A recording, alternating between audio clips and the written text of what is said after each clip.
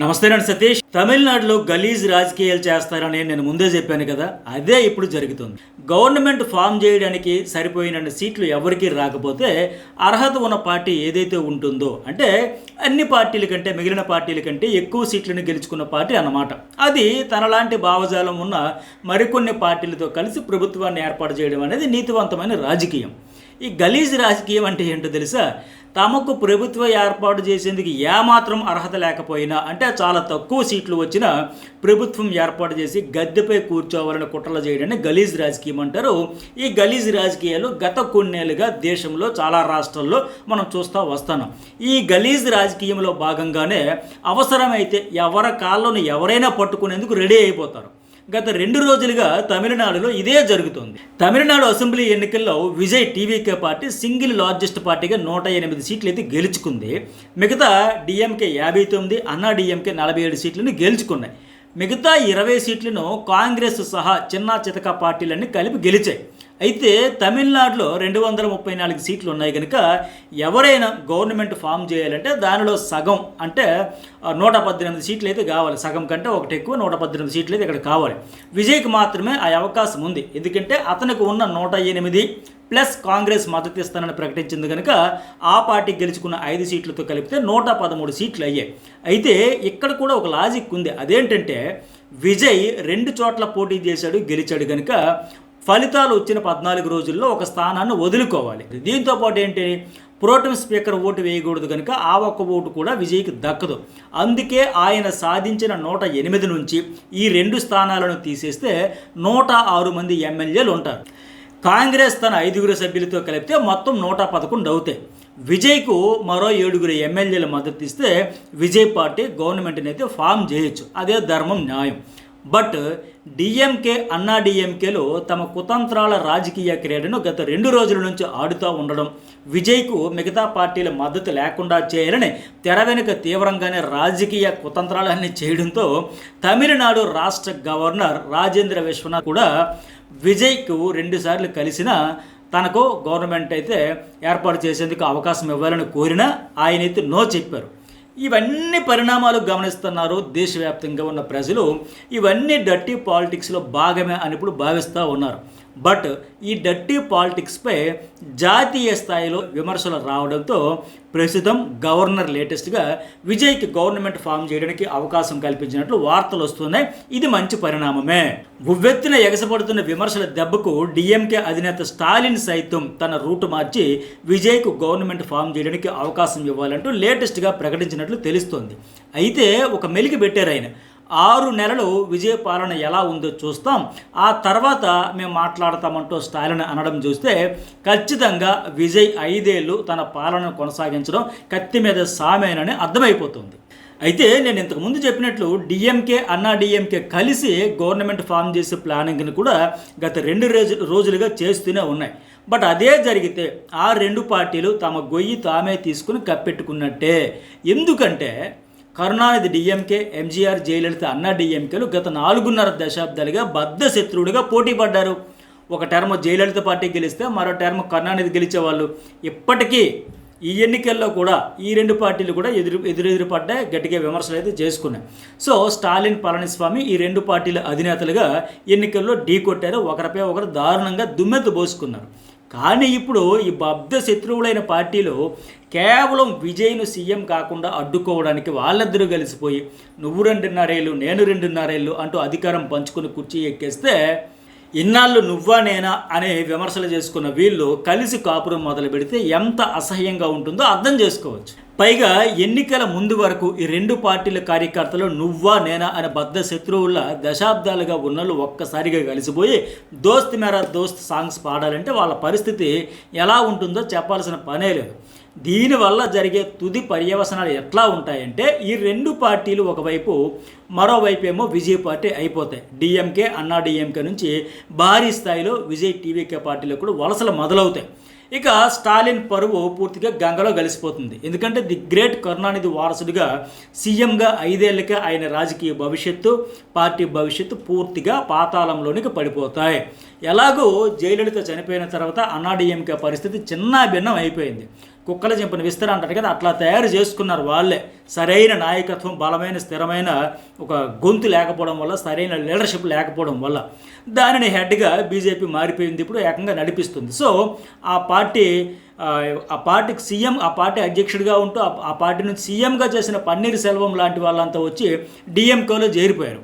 ఇప్పుడు ఈ రెండు పార్టీలు కలిసి గవర్నమెంట్ను ఫామ్ చేస్తే డిఎంకే పరిస్థితి కూడా ఖతం, దుకాణం బంద్ అయ్యే పరిస్థితి ఖాయం.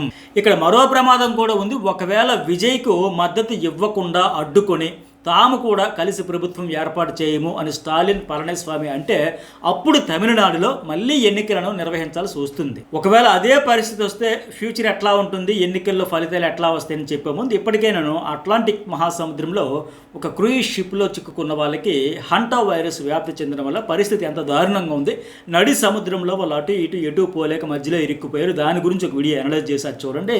అట్లాగే 80 లక్షలకు పైగా ప్రజలైతే విజయ్ దే క్యాస్టో, ఆయన భార్య దే క్యాస్టో, ఆయన తల్లిదండ్రుల దే క్యాస్టో అని తెగ సెర్చ్ చేస్తూ ఉన్నారు. ఆ 4 క్యాస్ట్లకు సంబంధించిన వాళ్ళ అసలు ఏంటి వాస్తవాలు అనేది కూడా మరొక వీడియోలో అనలైజ్ చేస్తా. ఆ 2 వీడియోలు మీకు నచ్చిన వీడియో అయితే చూడండి. ఇంకా చాలా వీడియోస్ లేటెస్ట్ ట్రెండింగ్ టాపిక్స్ మీద అయితే అనలైజ్ చేసి న్యూస్ బోల్లో ఉన్నాయి. ఫస్ట్ టైం చూసే వాళ్ళు మన ఛానల్ అయితే సబ్స్క్రైబ్ చేసుకోండి. ఈ వీడియోకి ఇంతవరకు లైక్ చేయకపోతే లైక్ చేయండి. సరే, ఒకవేళ ఇక్కడ రాష్ట్రపతి పాలన పెట్టేసి ఇక గవర్నమెంట్ ఎవరు ఫామ్ చేయలేని పరిస్థితి వచ్చిందే అనుకోండి, ఖచ్చితంగా ఇలా ఎన్నికలు జరిగితే మాత్రం విజయ్ ప్రభంజనం ఈసారి మామూలుగా ఉండదు. డిఎంకే, అన్నా డిఎంకేలు సోదులు కూడా లేకుండా పోతే దానికి కారణం ఏంటంటే గెలిచే అవకాశం ఉన్న పార్టీ విజయ్దే అని తెలిసిపోయింది కనుక చాలామంది ఓటర్లు ఈసారి టీవీకి గుద్ది పడేస్తారు. దీనికి బెస్ట్ ఎగ్జాంపుల్ ఢిల్లీలో జరిగిన 2015 ఎన్నికలు. బీజేపీ ఇలాగే కేజ్రీవాల్కు అరకొర మెజార్టీతో గవర్నమెంట్ను ఫామ్ చేసినందుకు ఇబ్బందులు పెడితే మళ్ళీ ఎన్నికలు వచ్చాయి. దాంతో కేజ్రీవాల్ ప్రభంజనం 2015లో కనిపించింది. బీజేపీ దరిదాపుల్లోనూ కూడా లేకుండా పోయింది. ఏకంగా ఢిల్లీ అసెంబ్లీలో 70 స్థానాలుంటే 67 స్థానాలు కేజ్రీవాల్ పార్టీ, ఆమ్ ఆద్మీ పార్టీ గెలిచేసింది.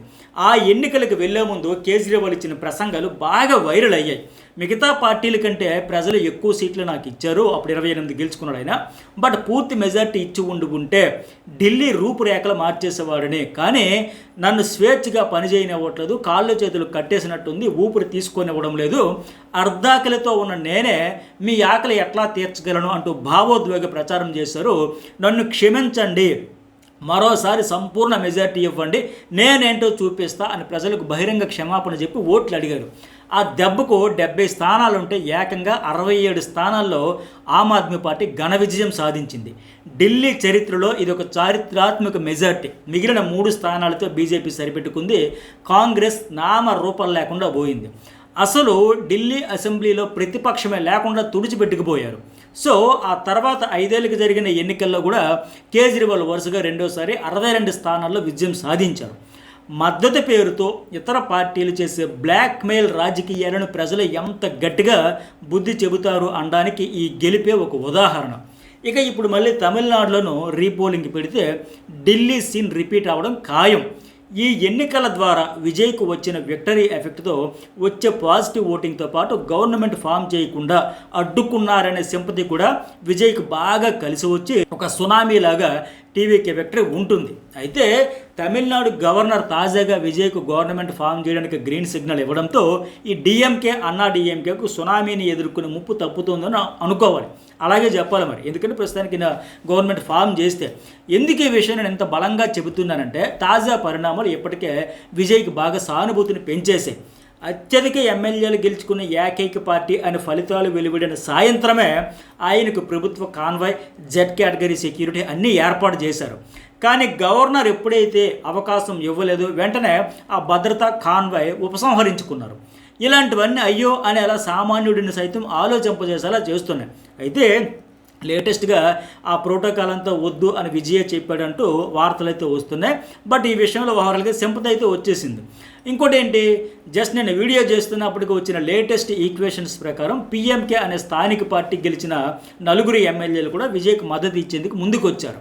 అందుకే విజయ్ మళ్ళీ గవర్నర్ని కలిసి తన పార్టీ సాధించిన 108 ప్లస్ కాంగ్రెస్ 5, పిఎంకి 4 స్థానాలు కలిపితే 117 స్థానాలు ఉన్నాయని, కేవలం ఒక్కటి తక్కువ అని ఆ ఒక్క సభ్యుడి మద్దతు కూడా కూడగట్టుకుంటాను, 2 వారాలు టైం ఇవ్వండి అని కోరారు. కానీ కాంగ్రెస్ పిఎంకే సపోర్ట్ ఇచ్చినా నువ్వు చూపుతున్న లెక్క ప్రకారం ఇంకా బలం చాలదు కదా, అయినా అవకాశం ఇస్తున్నాను, ఈలోగా మ్యాజిక్ ఫిగర్ సెట్ చేసుకోవాలని గవర్నర్ సూచించినట్టు తెలుస్తోంది. సో ఇప్పుడు ఇక అసలు గేమ్ అయితే స్టార్ట్ అయింది.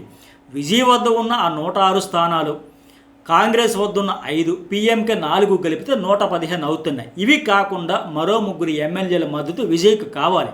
2 స్థానాలు గెలుచుకున్న సిపిఐ, సిపిఎం, వీసీకే, ఇండియన్ యూనియన్ ముస్లిం లీగ్ పార్టీలు విజయ్ పార్టీకి మద్దతు ఇచ్చేది లేదని తేల్చి చెప్పేశాయి.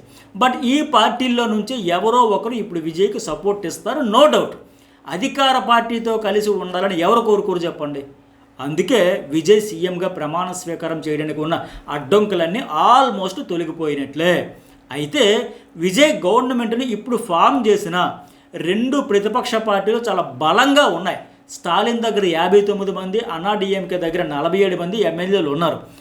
ఏమాత్రం విజయ్ గవర్నమెంట్ తీసుకునే నిర్ణయాలు తేడా కొట్టినా వీళ్ళు అవకాశంగా మార్చుకొని అవిశ్వాస తీర్మానం పెట్టేందుకు ప్రయత్నం చేస్తారు.